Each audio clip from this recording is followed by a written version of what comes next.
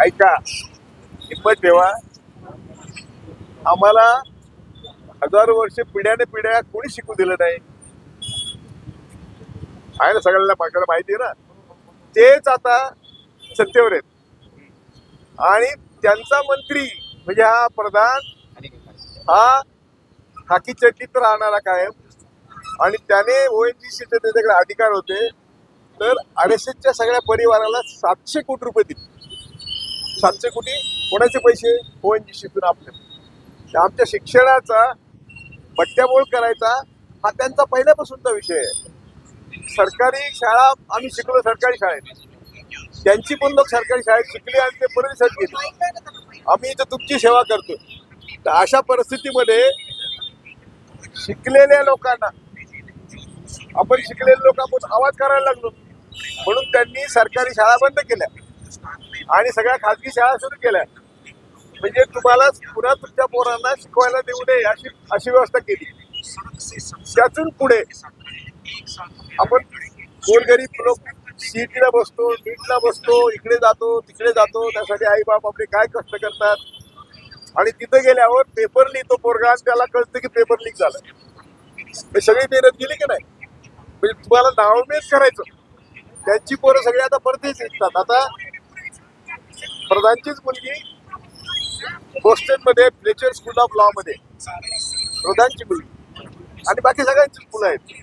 तेव्हा तुमच्या शिक्षणाची त्यांना काय काळजी आहे? त्यांनी कशाकरता काळजी करायला पाहिजे?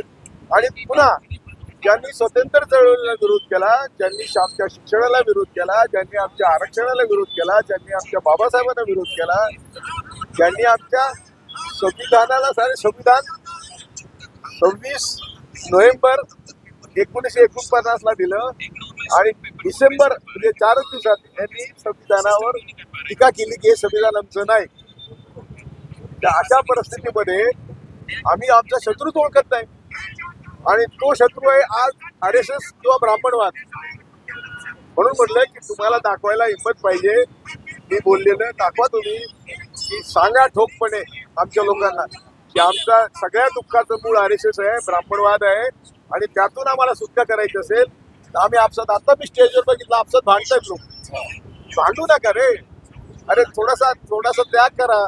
की त्या आमच्या आता जंतर मंतरवर मी 8 दिवस होतो. मी 12-13 गेलो आणि आज काल रात्री आलो. तिथे किती मुलं किती आनंदाने कसे राहतात, कसे मार खातात, कसे मुलं उभ्या राहतात. मला आमच्या डोळ्यातून पाणी येतं. कारण आमच्या डोक्यात एक लाठी बसून आमचं 85 वर्ष आमचं कल्याणच झालं. पण मी ते बघत होतो मुलं आणि मला पोलिसांनी बाहेर काढलं. न मारता माझं कार्ड बघितलं, ID कार्ड बघितलं फॉर्मर पेड म्हणून आणि त्यांनी मला बाहेर काढलं. पोलीस सगळीकडे माणुसकीचे असतातच, परंतु कोणी मारलं मुलांना याचा पण आता याचा तपास होणार आहे. कसा होणार आहे? कारण आम्ही बघितले की ज्यांना ड्रेस नाही, दाढी वाढलेले पोरं, मवाली पोरांना मारत होते.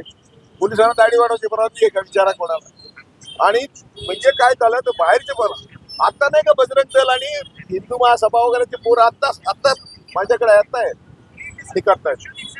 राहुल गांधीने हा विषय 2024 साली घेतला. म्हणजे माझ्या माहितीप्रमाणे फेब्रुवारी 2024 पासून ते म्हणतायत की अरे परीक्षा तुमच्या लुटलं जात आहे, तुम्ही जागो. पण राहुल गांधीला कुठल्याही मीडियाने मी काँग्रेसचा नाही, मी काँग्रेसचा समर्थक आहे. राहुल गांधीला आणि राहुल गांधीबरोबर मी चाललो 1,500 किलोमीटर. त्यामुळे मला राहुल गांधी गौतम बुद्धाच्या आणि महात्मा गांधीच्या मार्गाने जातात हे मला माहिती आहे.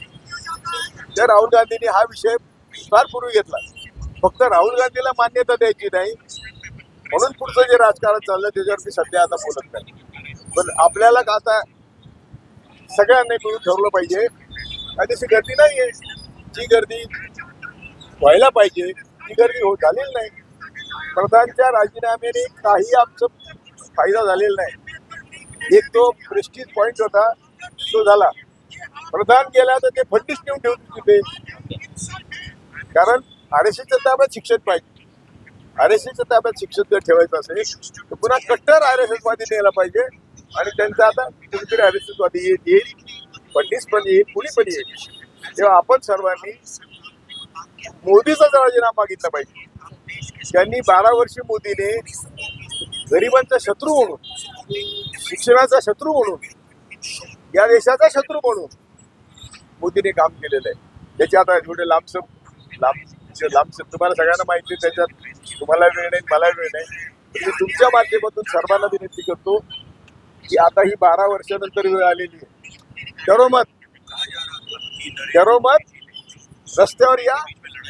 देश आपल्या मालकीचा आहे. बाबासाहेबांनी आम्हाला मालक केलेलं आहे. आम्ही भारताचे लोक.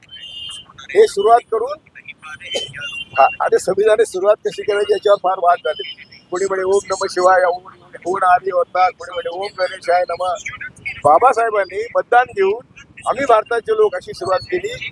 म्हणून आम्ही भारताचे लोक आज भारताचे मालक आहोत. मोदी शाह आमचे नोकर आहेत, ते काय आपले मालक नाही आहेत. हा थकतो